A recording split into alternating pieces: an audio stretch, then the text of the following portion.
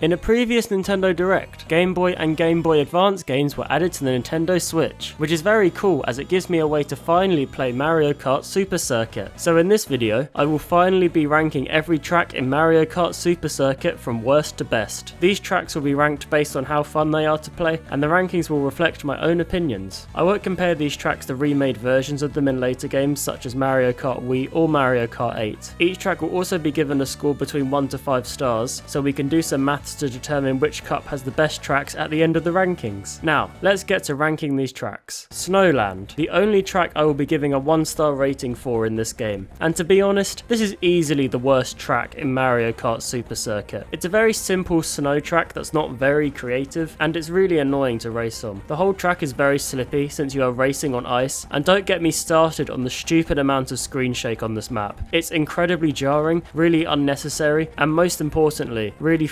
annoying. Easily my least favourite track within Super Circuit. Peach Circuit, the 2-star tracks. These are the tracks that I don't think are that bad, but they aren't very memorable. I just consider them to be mid. Peach Circuit is the first track within Mario Kart Super Circuit, and because of that, it's a very simple track. It's not at all frustrating though, unlike Snowland. It's just a nice, short, simple track. Mario Circuit. Again, this is another simple track with a pretty basic theme. I slightly prefer the layout of this track over Peach Circuit, which is why it is ranked higher. Not got much else to say about this track. Broken Pier, one of the 2 ghost themed tracks in Super Circuit. It's pretty easy to fall off this track, and there are some annoying boos that will steal your coins if you bump into them. There are also quite a lot of jumps and boosts on this course, but using these will usually just make you fall off the track most of the time. Definitely one of the more challenging tracks in this game, but this isn't a track that particularly stands out for me. Boo Lake, a very similar track to Broken Pier that I think is just a little bit better. This track has a slightly better layout and it's a bit more fun to race on. Boo Lake is definitely easier than Broken Pier, but I still prefer it. Yoshi Desert, onto the 3-star tracks. This is a pretty basic desert theme track with some giant Yoshi sphinxes in the background. The course has a pretty good layout and it's a nice track to race on. The music for this course is also really catchy, even with that good old Game Boy crunch sound. Bowser Castle 1, the first of 4 Bowser Castle tracks in this game. Why are there 4 of them? I don't know, don't question it. Bowser Castle 1 is easily the shortest and most simple of the 4 Bowser Castle tracks. In fact, it feels a little too easy and short for a Bowser Castle track, but it's still enjoyable to race on, so I'm happy giving it a 3-star rating. Luigi Circuit, easily the best circuit track in this game. It has a good track layout with there being a good mixture of turns and straightaways. Sure, the theme is quite generic, and it's not as creative when compared to some of the other tracks ranked higher up in the list, but I still like it and think it's pretty cool. It's also raining on this track, and rain is cool. It's a simple track, but definitely a fun one to race on. Shy Guy Beach, one of the 2 beach tracks, and this track is pretty good. You essentially race around in a loop on this track while avoiding crabs and cannonballs shot from the pirate ships. There are also many opportunities for overtaking opponents on this track, which is always fun. Solid track. Cheap Cheap Island, the other beach track in this game. You'll be avoiding crabs again as you race along a beach whilst being treated to a nice sunset theme. I ranked this one higher up than Shy Guy Beach, mainly because this track's layout is much more interesting. You start by going over these wide sand parts, and then you have to take some sharp turns over these tight wooden bridges. A really enjoyable track to race on. Riverside Park, the first of the 2 park tracks in this game, and I got to say, I do love the park theme aesthetic in both of the park tracks. As for Riverside Park, it's got a cool layout featuring tight turns, and there is a river you'll be jumping over while racing on this track. It's definitely not the most unique track to race on, but I still like it a lot. Lakeside Park, the second park themed track. This track is essentially just a better Riverside Park. It's a much longer course which is more challenging, has more tight turns, and it even has a freaking volcano, which is rad as flip.